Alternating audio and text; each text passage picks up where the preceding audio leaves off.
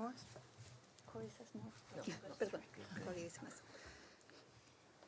Thank you very much. We are standing today on unceded Anishinaabe Algonquin territory, where indigenous people have lived for millennia and continue to inhabit and nurture the land. And we are here today on Red Dress Day, which is held every May 5th, a national day of remembrance and activism, honoring the lives of missing and murdered indigenous women, girls, and two-spirited people. We are here too on the occasion of the 80th anniversary of the end of World War II and the occasion of the 80th anniversary plus 6 days of the creation of the United Nations and the International Court of Justice.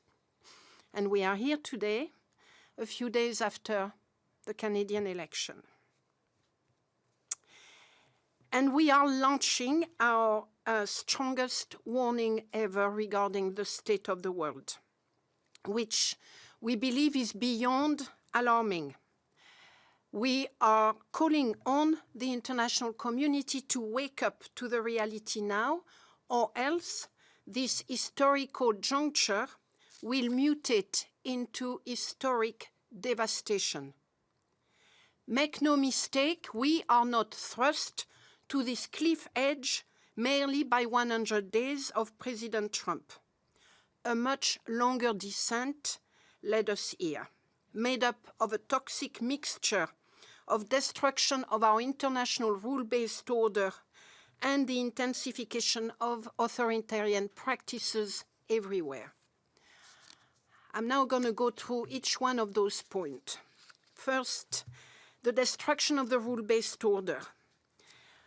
From Gaza and Ukraine to Myanmar, Sudan, Democratic Republic of Congo, Afghanistan, Venezuela, we have seen an increasing resort to armed conflict and international armed conflict, something that had not been seen for decades. As we documented in December, Israel's genocide against Palestinians in Gaza, coupled with its unlawful occupation in the West Bank and its violent system of apartheid, are the bloody culmination of years of increasingly brazen rule-breaking, dehumanization, perpetrated with complete impunity. And as we speak today, overnight, the Israeli cabinet has decided to annex Gaza. Russia's war of aggression in Ukraine has killed more Ukrainian civilians in 2024 than in the year before. The Taliban's war on women in Afghanistan has led to the complete criminalization of women's and girls' public existence. The paralysis of the international community in the face of the regression we have documented for many years, but which we believe accelerated in 2024, that paralysis was stark. But the responsibility of the most powerful state stood out, with abuse of their veto powers by the US, China, and Russia, stymieing any prospect for the UN Security Council to play its role. States such as Germany, the UK, the USA, showed not only indifference to the immense suffering of Palestinians, but were themselves complicit with it by continuing transfers of arms that enabled Israel crimes and by suppressing dissent at home.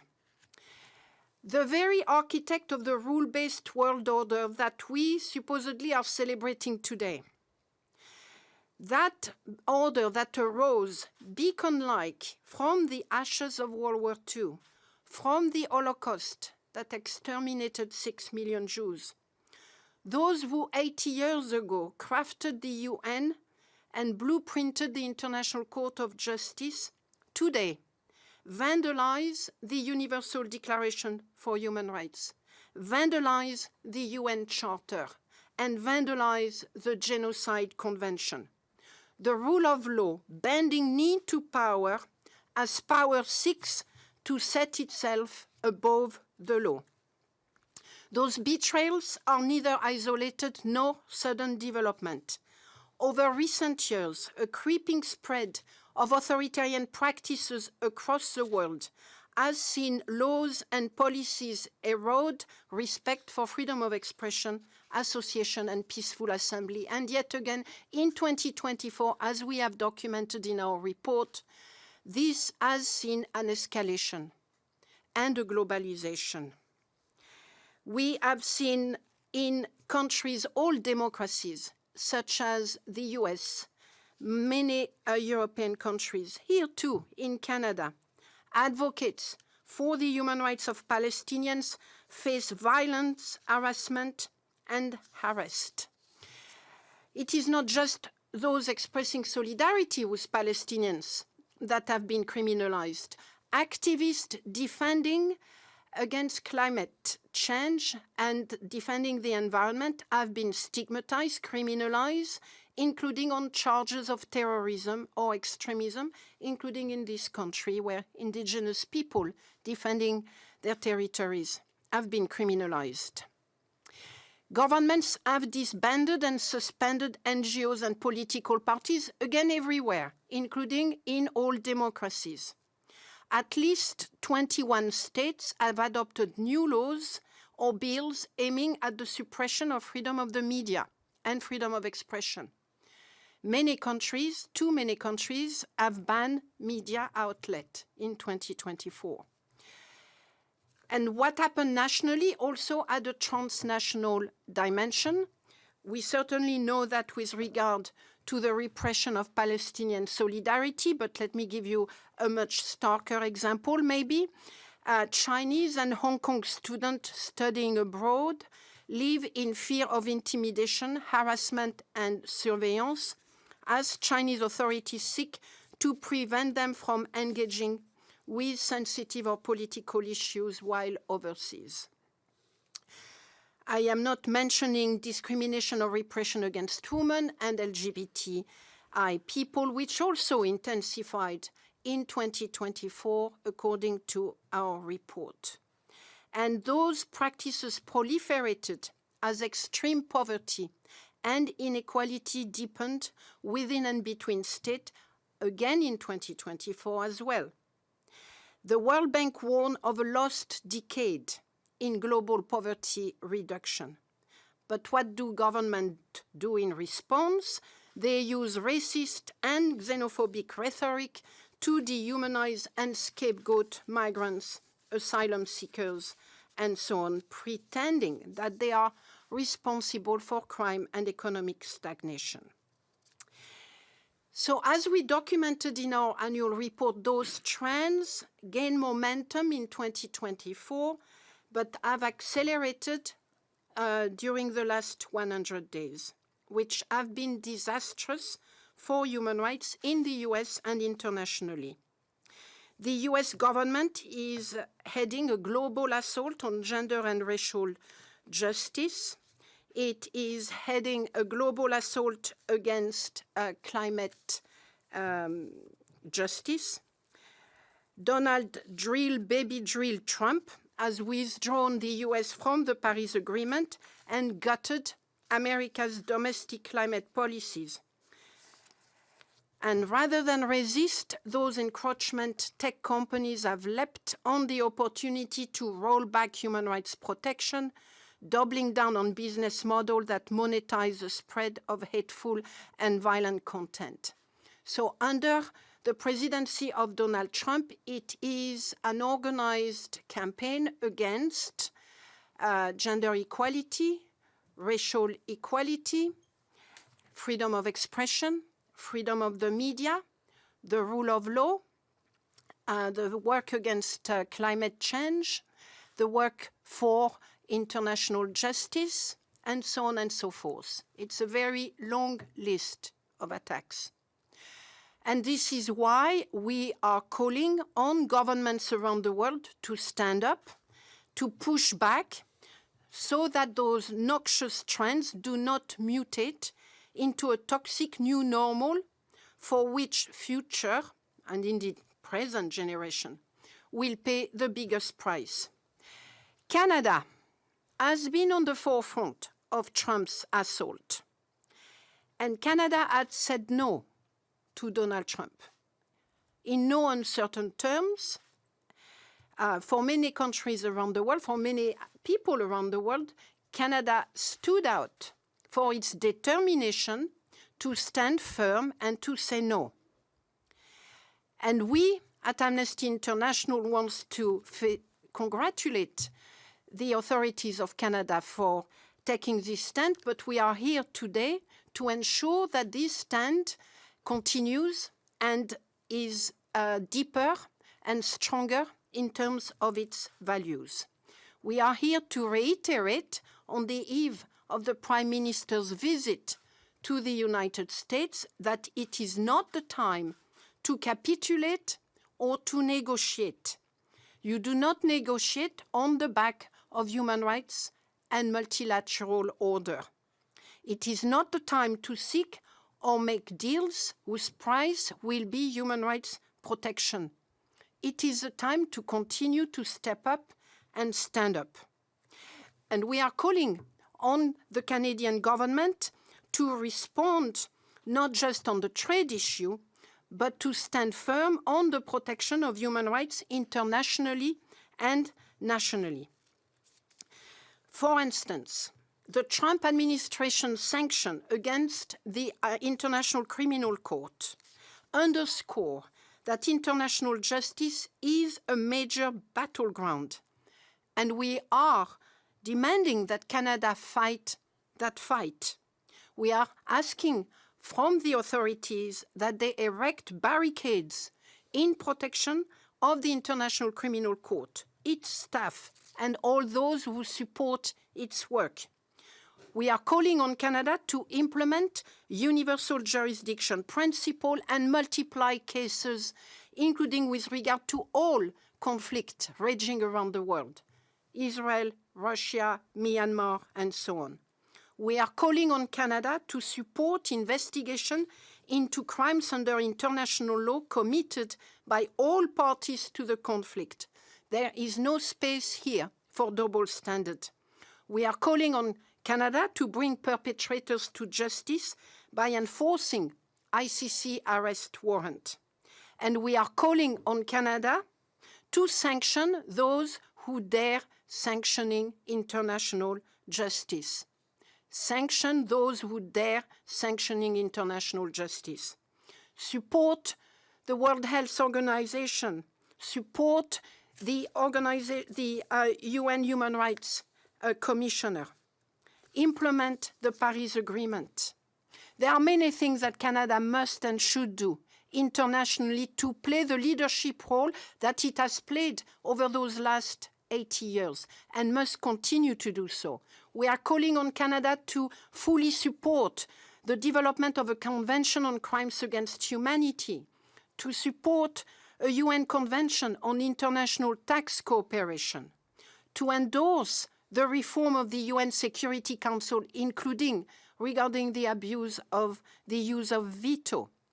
We are calling on Canada to announce that it will appoint a human rights ambassador and to do that shortly after meeting Donald Trump.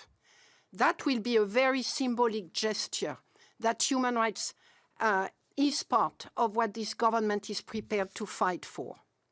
And we are calling on Canada to lead internally as well for human rights protection so that it can be credible in its international voice.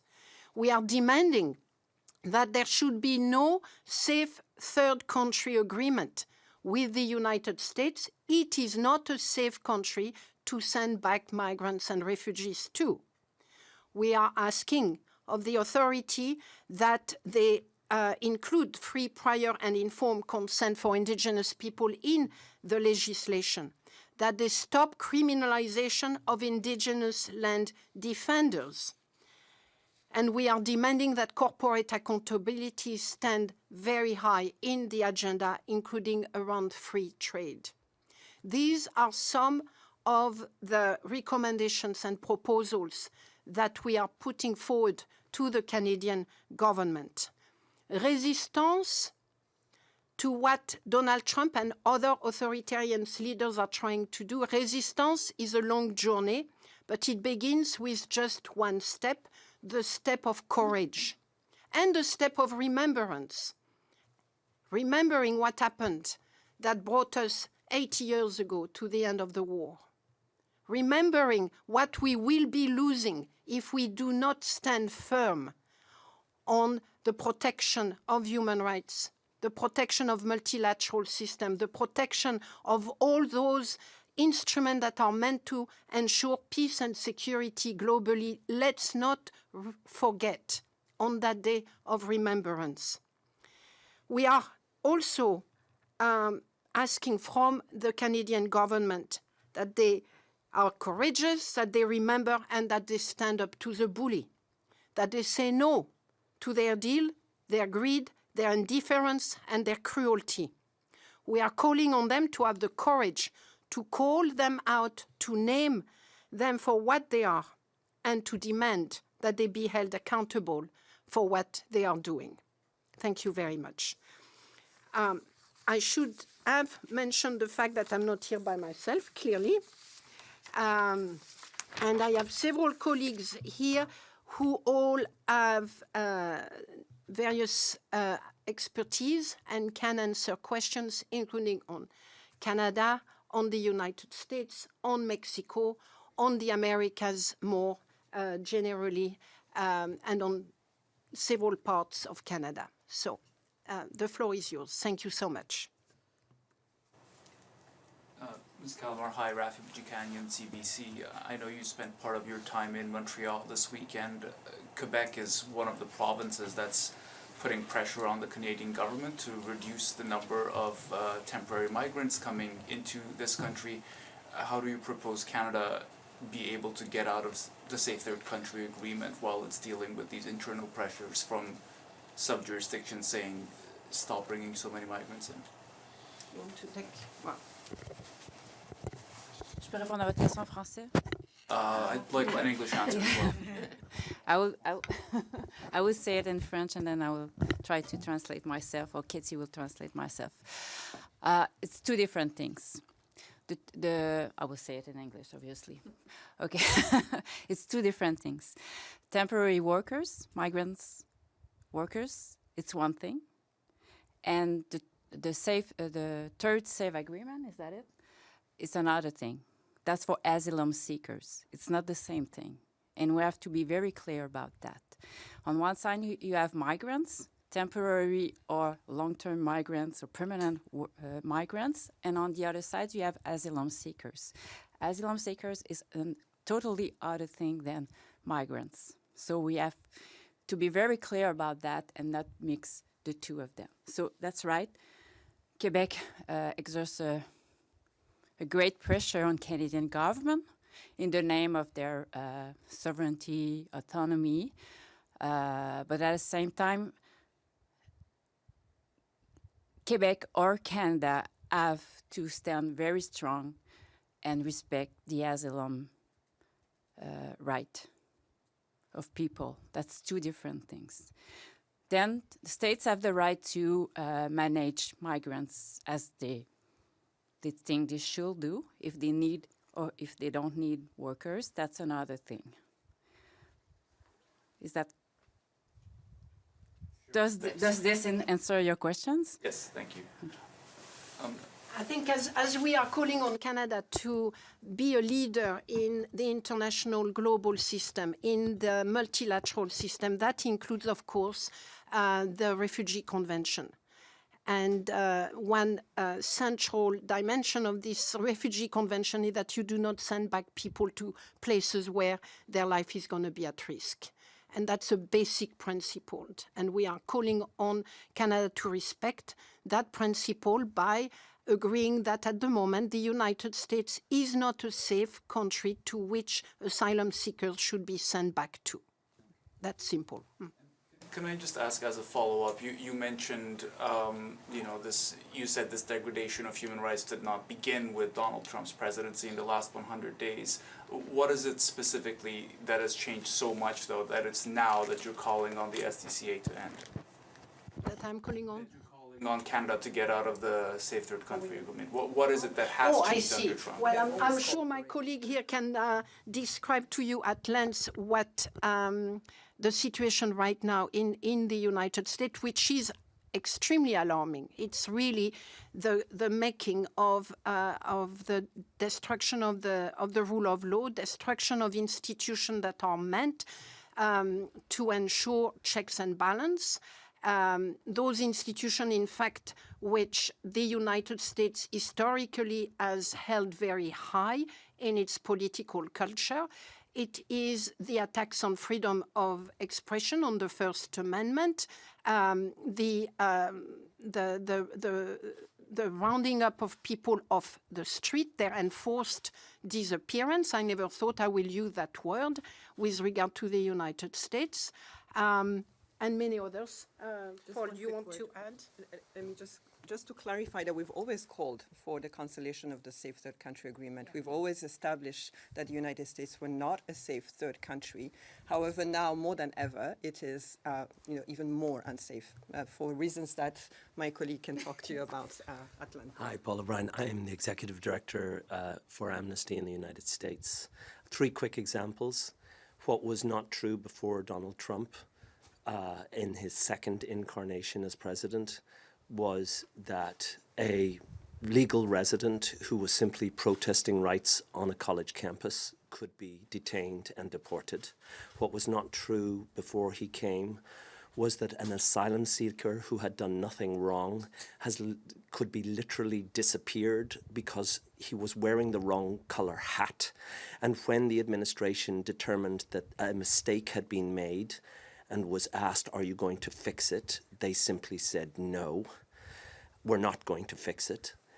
What was not true, and even this weekend, when asked, will you give due process rights to everybody who is being detained in a way that the United States has always held up, the president said, I don't know if I will.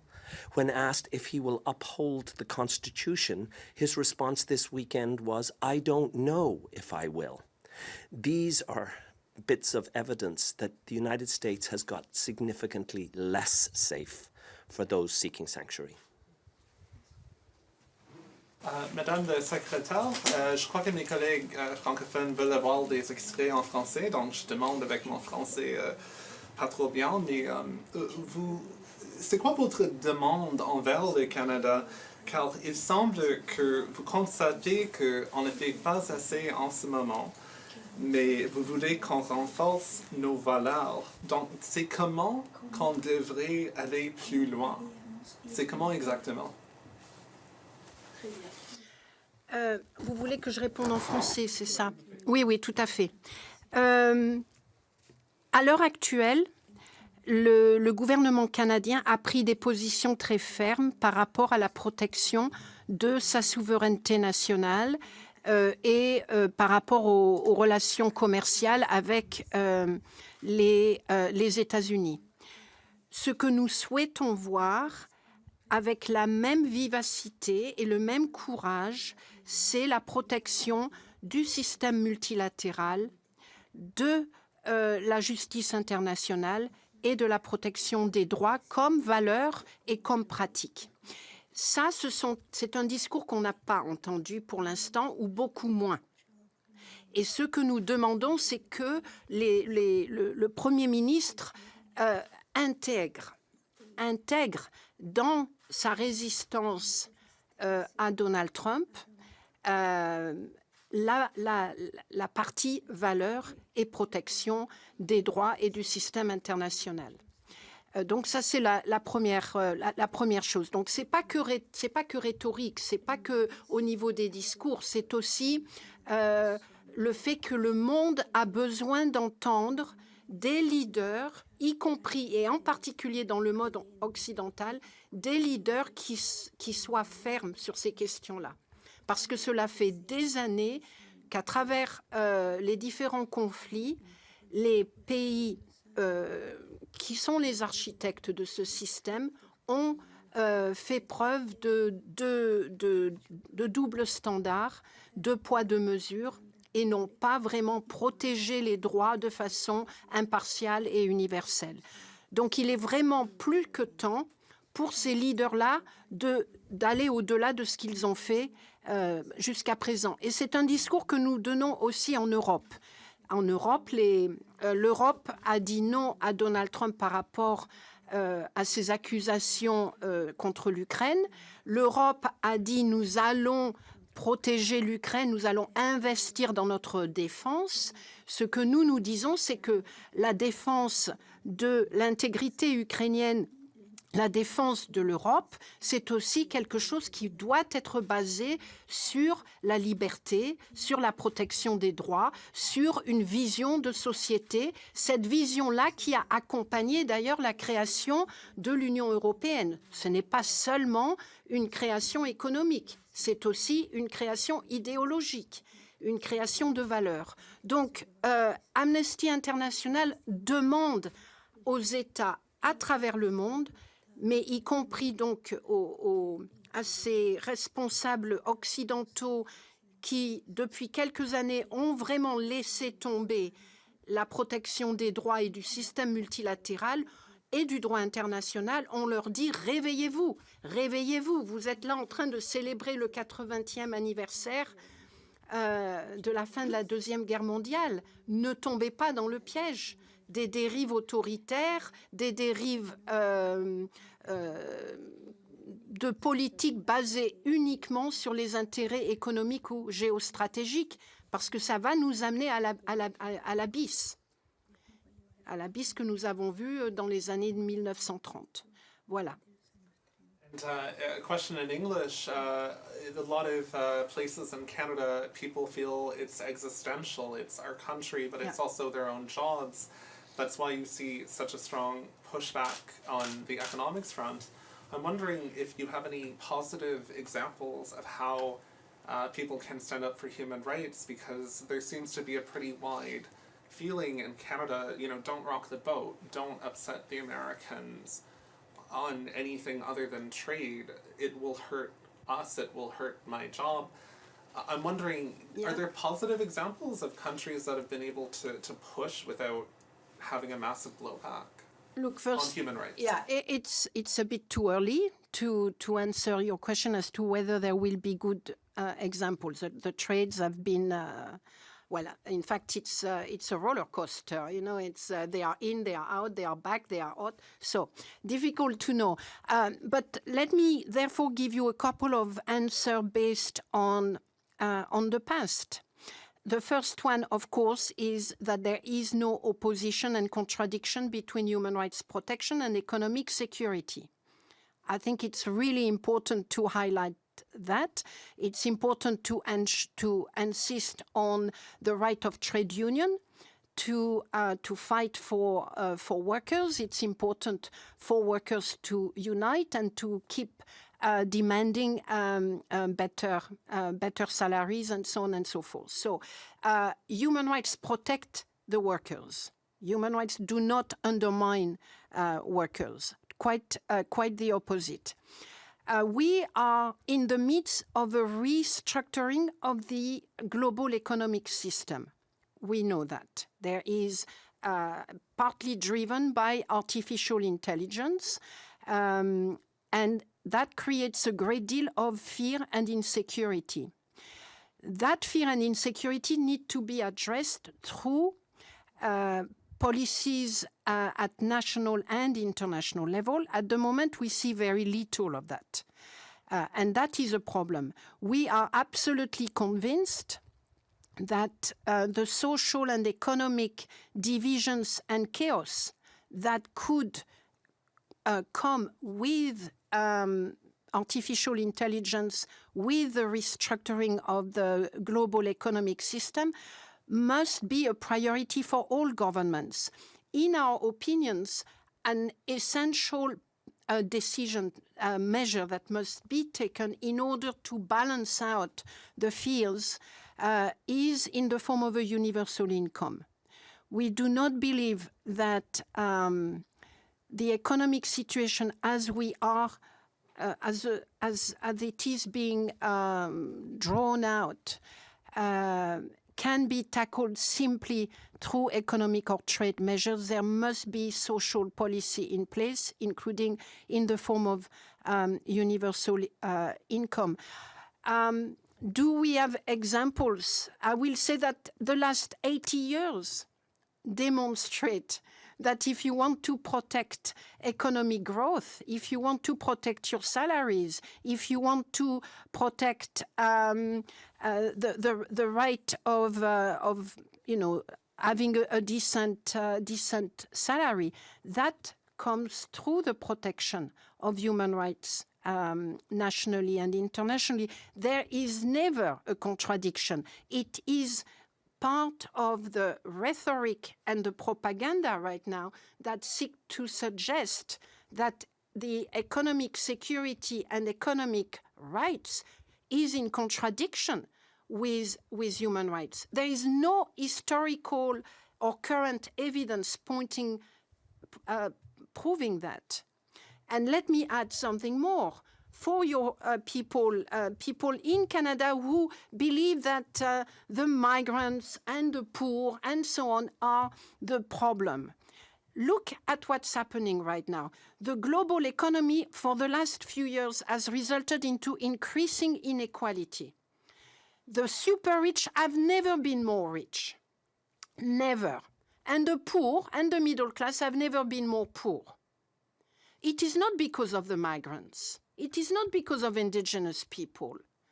It is not because of refugees. It is because of an economic and taxation system that privilege accumulation at the expense of other people. This is what human rights is telling us.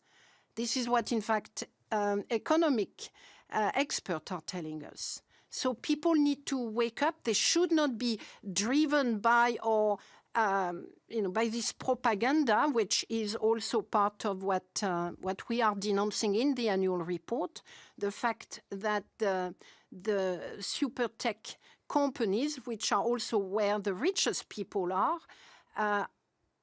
contributing to creating the basis for this misconception of the world.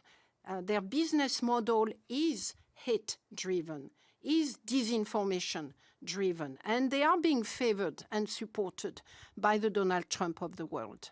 So let's wake up and fight back and find the right people to fight against. It is not the refugees. It is not the migrants. It is not indigenous people. It is not the blacks. It is not them.